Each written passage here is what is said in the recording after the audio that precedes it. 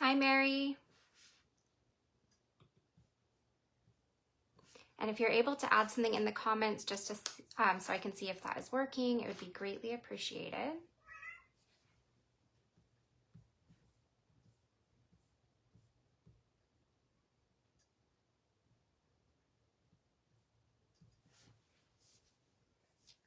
Okay, perfect. I can see them. Awesome.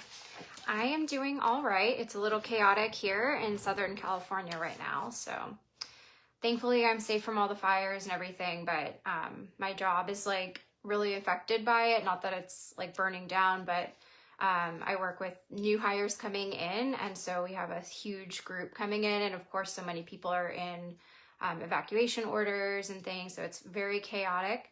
I will have to keep this live a little bit short because I have another work meeting at 1, so I will have to run to that. It's just very long days for me this week. It's kind of the only time I can do it.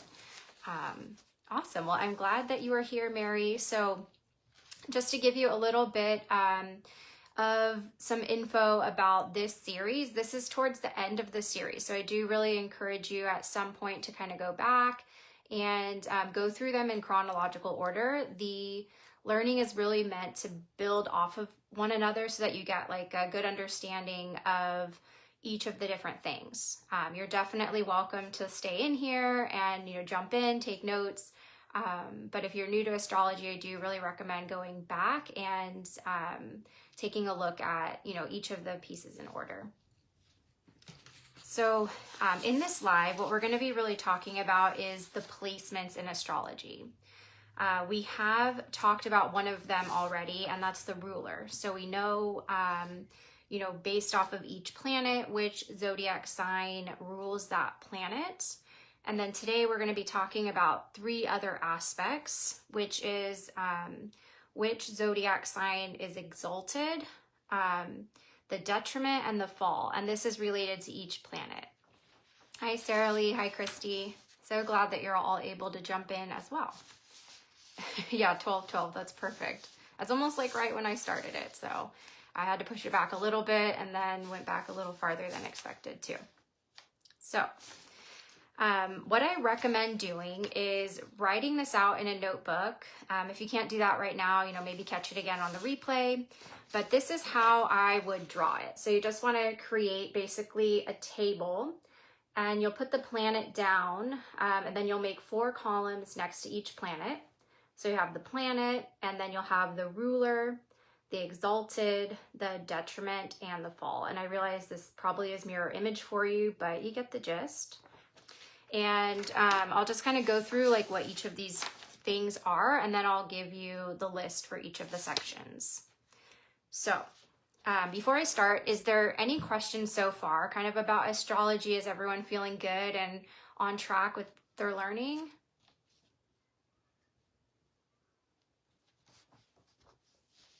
Give everyone a couple of minutes. I know there's always a lag with Facebook comments.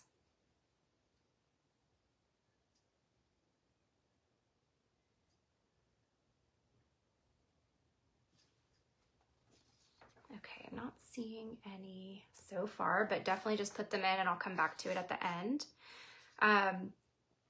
So, what are each of these things, right? So the ruler, this is the one we've already talked about. It's the standard planetary ruler of each zodiac sign. So when you think of a sign, you have like the typical planet that's associated with it or vice versa. And that's the one that most people are already familiar with. And we have talked about that. We covered it, like which ones the main associations are. So what we're going to add today is the exalted. And this is when a planet's position is in a zodiac sign and it's considered to be even better placed than the ruling planet or the ruling sign. So the planet will be extra dignified and exalted in the highest expression. So if you have these placements, it's kind of like your area of power. These are things that are just going to flow super well for you. Most people have, some planets that are exalted, some planets that are detriment, some that are fall. So, don't think about like, oh, I don't have a good chart or I have a better chart. I mean, we all have different things. And this is kind of a good way to see like what areas you can tap into really well, and then what areas, you know, you're not as good at. And you don't want to feel like too upset if you're not good at something, because a lot of people actually can develop in those areas, but it just takes a lot more work. One thing I like to think about is actually with CEOs. So there's a higher percentage of CEOs at companies that have dyslexia than the average population. And it's speculated that, you know, because they've had to overcome challenges in terms of navigating just kind of everything in life, that they're a little bit better at leading through time. That obviously wasn't the case when they were born and worked through things, but as they've developed and they've evolved, then they've become better than sort of the general population at leading things. That's just something I learned at work, actually, in HR and training. I thought that was really interesting. So kind of applies here in a way, because, you know, we're thinking at areas where you might have an ability sort of to start, but then areas that you can grow into. So good information for you to have, and don't, you know, feel too upset or privileged, I guess, either way. But just think about, you know, what areas you can tap into easily and what areas you may need to develop if that's a skill you really want. So we talked about exalted, and now we're going to talk about detriment. So the detriment is going to be the opposite of the ruling sign. So this is a sign where a planet is weakened or it struggles to express itself. And then a fall is actually the opposite of the exaltation. So this is a position of weakness for the planet, and it would be essentially a little worse than the detriment. Okay, so those are what the different placements are. And you know, you want to have your chart for this so that you can cross-reference at some point, but you do want to build out your chart in your notes too, so that way it's not just learning your chart. If you want to be able to read someone else's chart, it'll be super helpful to have your handy-dandy layout like this. Okay, is everyone following so far?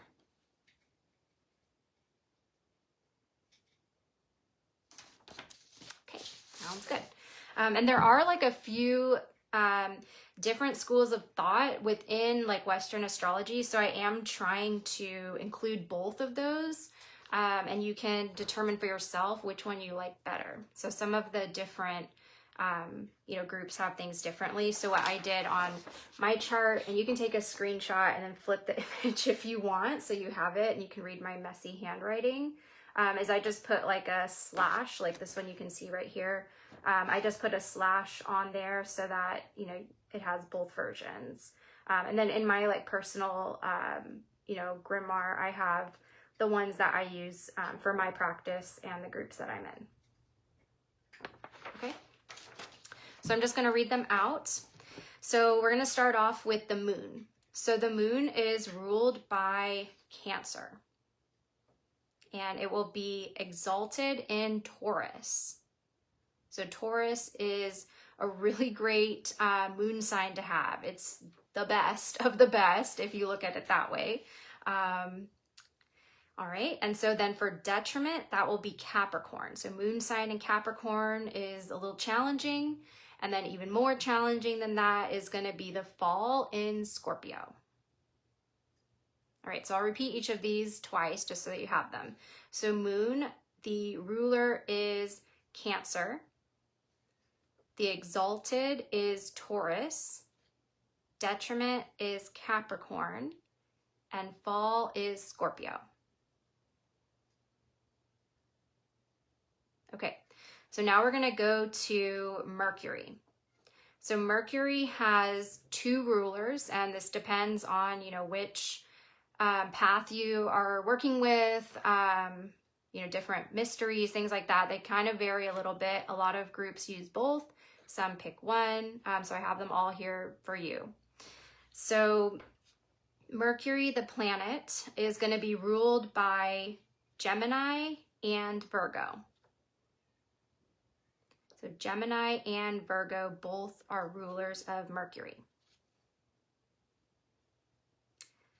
And in exalted, it will be Virgo. So Virgo is kind of the standard, I guess you would say, of the exaltation. So detriment is the opposite of the ruler. So if we have two of those, then we'll have two detriments. So the detriment would be Sagittarius and Pisces. And then the fall will be Pisces.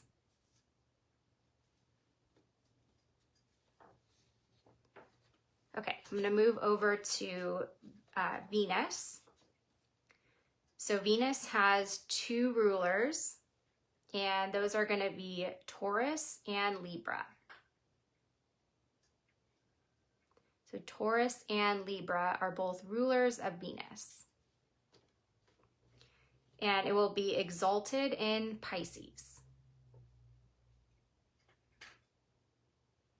So we'll have two detriment again for this one.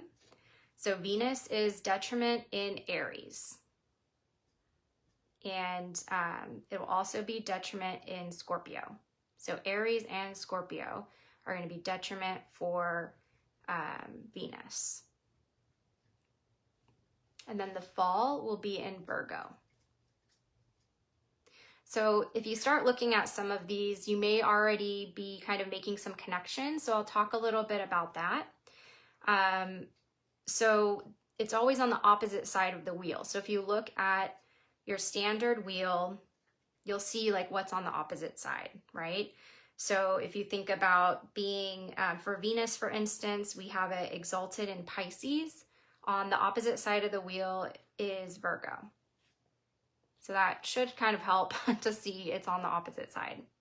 And some of these make a lot of sense, right? Like, you know, the opposite of Venus is Mars. And so Aries and Scorpio, ruled by Mars, are going to be in detriment.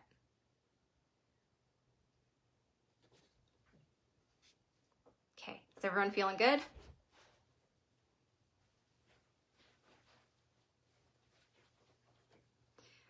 Moving on to the sun.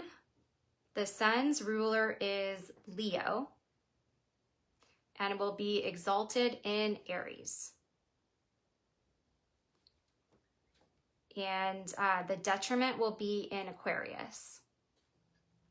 The fall in Libra. Okay, so for the sun, the ruler is Leo. It's exalted in Aries. Its detriment is in Aquarius, and its fall is in Libra. Okay, we're moving to Mars. Mars is ruled by Aries and Scorpio. So this one has two in the rulers again. So Aries and Scorpio are ruling Mars. It will be exalted in Capricorn. And the detriment will be, there's two, in Libra and Taurus. And the fall is in Cancer. Okay. So the last two on there for Mars, the detriment is in Libra and Taurus. And the fall is in Cancer.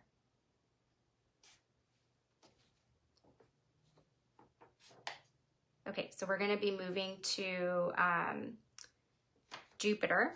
So Jupiter has two rulers, and that's Sag and Pisces. So the ruler for Jupiter, there's two, Sagittarius and Pisces. It will be exalted in Cancer. And the detriment will be Gemini and Virgo. So exalted for Jupiter is Cancer. Detriment has two, and that is going to be Gemini and Virgo. And then the fall for Jupiter is Capricorn. So fall for Jupiter is Capricorn. How's everyone feeling? Everyone caught up? Anything I need to go back on?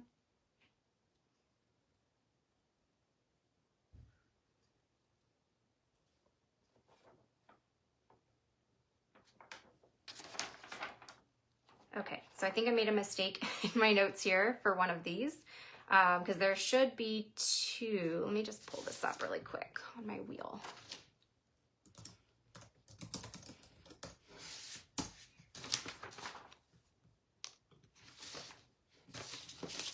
I'm missing one on the next one.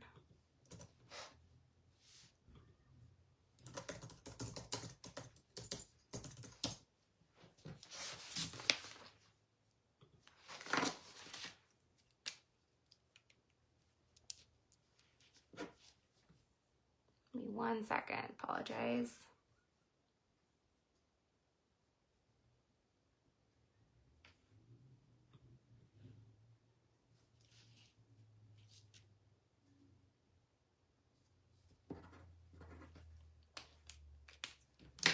Okay, all right. So the next one we have here is going to be Saturn. So Saturn has 2 rulerships, and that is Capricorn and Aquarius. So 2 rulerships, Capricorn and Aquarius. And it will be exalted in Libra. So that means there's 2 detriments, and the detriments will be Cancer and Leo. So 2 detriments, Cancer and Leo. And then Saturn will fall in Aries. So we'll have a fall in Aries, okay? So now the rest of the last 3 are a little easier because they each only have 1 sign in each of these placements. So the next one on here is Uranus. So Uranus's ruler is in Aquarius. It's exalted in Virgo. Its detriment is Leo. And its fall is Taurus.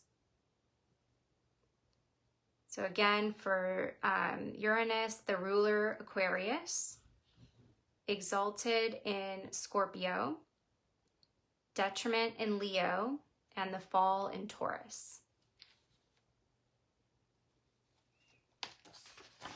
Okay,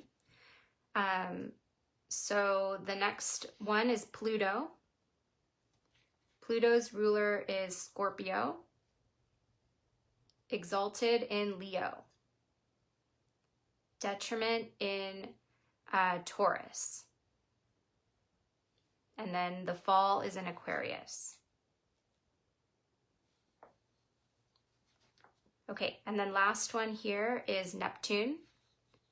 So Neptune is ruled by Pisces. It's exalted in Cancer, detriment in Virgo, and fall in Capricorn. So again, the ruler is Pisces, exalted in Cancer, detriment in Virgo, and then a fall in Capricorn. So hopefully you're all able to get that copied down, or you can go back and watch the replay and then copy it down into your own chart or into your own grid so that you have a table that looks like this. And I'll put this back up if you want to screenshot it and then flip the image on your phone. Hopefully that's in the right box. Okay. Give you all some time to screenshot.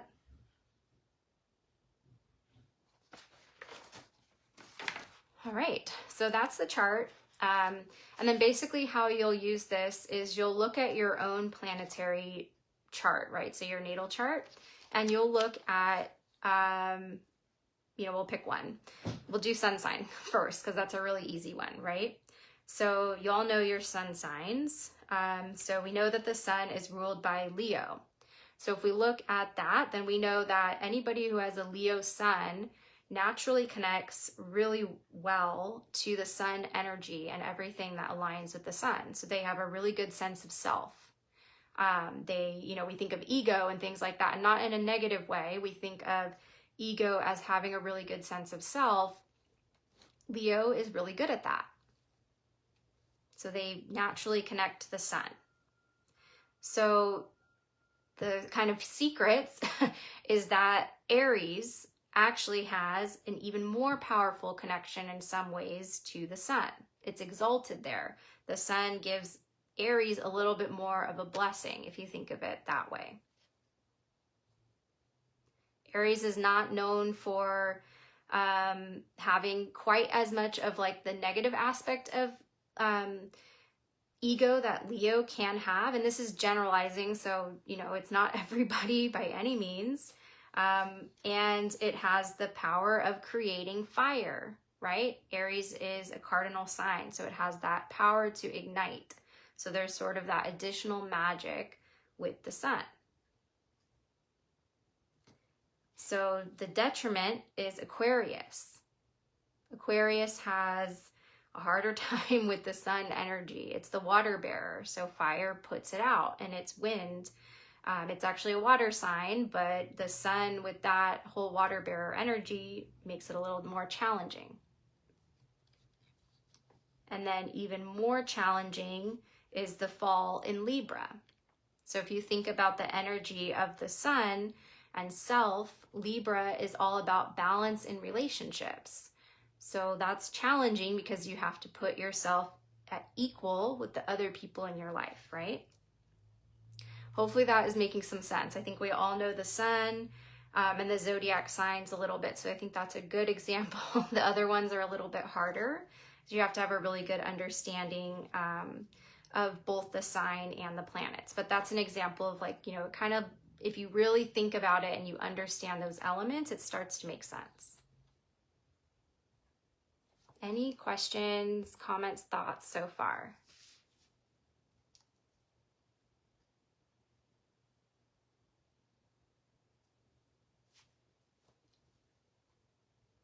All right, well, it looks like so far so good.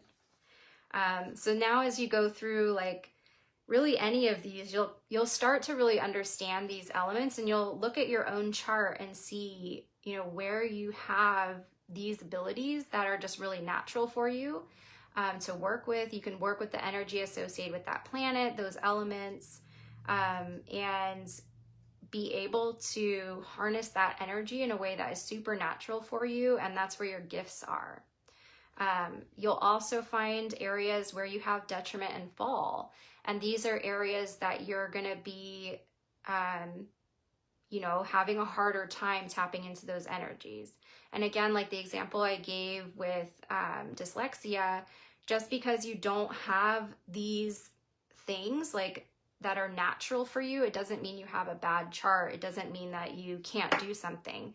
You just really want to be looking at ways that you can, maybe you need to do more magic behind those areas, do more workings to manifest, to create. You have to put the work in those areas. It shouldn't be as natural for you as something that you would have a ruling or exalted energy with. Hopefully that is all making a lot of sense. I'll walk through one other example here too. So I think kind of a very different one than Sun is with Venus. So we think about Venus Venus is all about love, nurturing. So its rulers are in Taurus and Libra. So that should make a lot of sense, right? We have Taurus, which is really, if you think of the cow or the bull, they're nurturing to their offspring, or at least on the cow side. And then they're very into their homes and creating a loving environment and supportive environment. Libra is really big on relationships. So having that balance in relationships generally comes from a lot of love. So you think about all of that tied back into Venus, it's going to rule there really well. It's exalted in Pisces because Pisces kind of goes past all of that. It's the last in the zodiac. It's going in and out of that liminal space. It really understands kind of the almost past death, right? It's if you think of the age on the zodiac, right before death. And so love transcends that. So that should kind of give the reason of why it's exalted. Pisces are also known for being extremely empathetic, you know, almost like really to a fault a lot of times. And so that love energy is generally very easy for them. So detriment there is with Aries and Scorpio. So we think about Aries, you know, Mars, war is kind of the opposite of love. And you have, you know, Mars and Venus, the traditional male and female energy, right?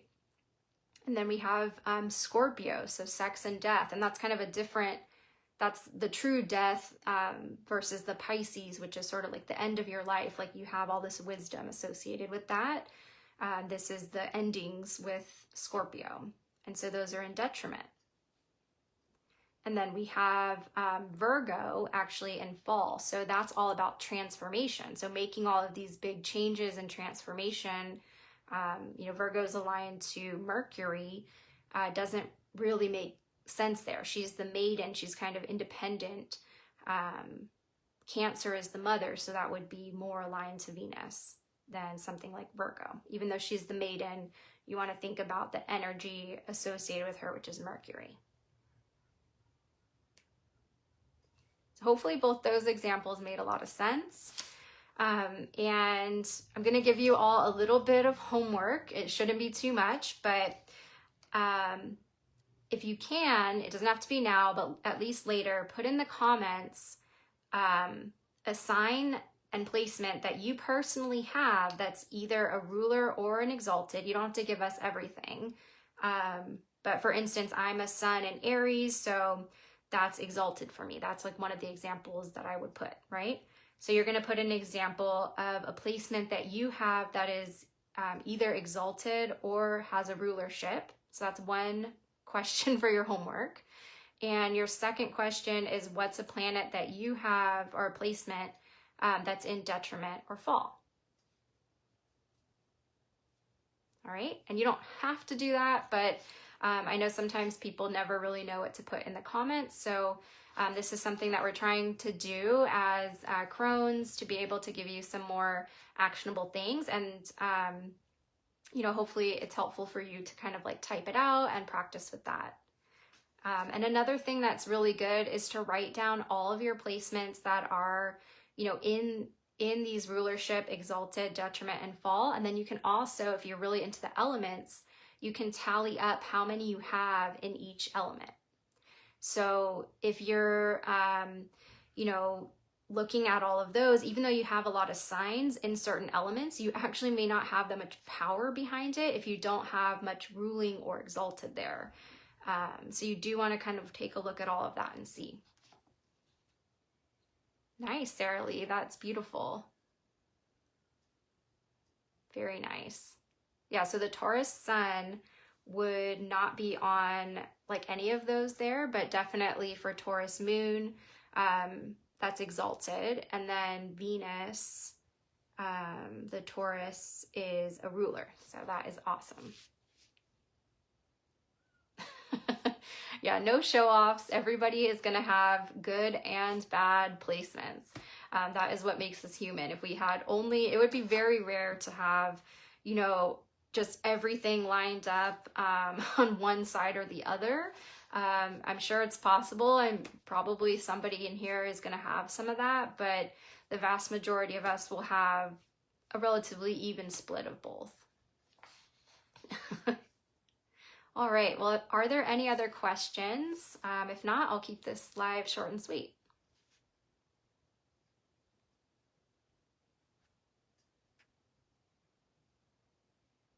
And if anybody, you know, needs, or you have a question, you need something off the chart, I'm happy to re-answer that. Just let me know.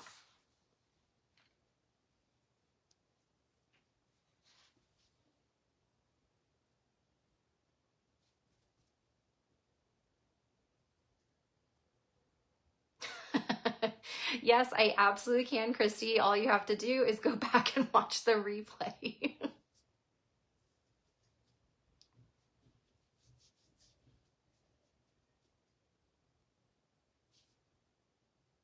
Yeah, some of them are really easy to remember, Sarah Lee. And, you know, as you're working with this stuff more, it starts to become intuitive. I know that, you know, it's a lot. Astrology is just a lot of information. It's so much to take in. And I mean, I have my notes too, and like I forget all the time. Like even as I was writing this a couple days ago, I mean, I forgot a piece on here. You know, there's slightly different schools of thought, so some of them are going to be a little bit different, but this does include, you know, both of the main ones for the Western astrology. Yeah, some are easy to remember, some are not. I don't really personally have many placements in like astrology, or I'm sorry, in Aquarius or Virgo or Scorpio, so I tend to forget those ones a lot because it doesn't relate to me the same way because I don't have any signs there. Christy says that she forgets and then she needs to go back and watch it a few more times. So yeah, I completely understand. I have to go back and read my notes every single time that I look at a chart. So yeah, don't feel like you have to memorize it. I think it makes it overwhelming if you feel like you just need to know all of this stuff offhand. Most professional astrologers do not know it all offhand either. They have their cheat sheets when they're doing readings. A lot of people don't even do really live readings. They prep the chart and then they're reading off their notes when they present it to you. But I have actually gotten a reading from someone that had it all memorized and it was incredible, but that is very rare and somebody that would require like savant skills at memorization and constantly working with it too. So it's a lot to memorize, but make your cheat sheets, make it easy, and that way you have reference guides right there.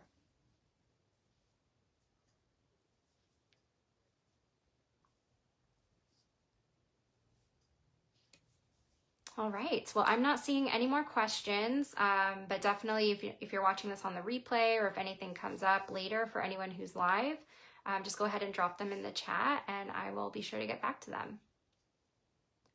I hope you all have a great rest of your day and weekends or whenever you're watching this, night, morning, anything that works for you. All right, blessed be everyone.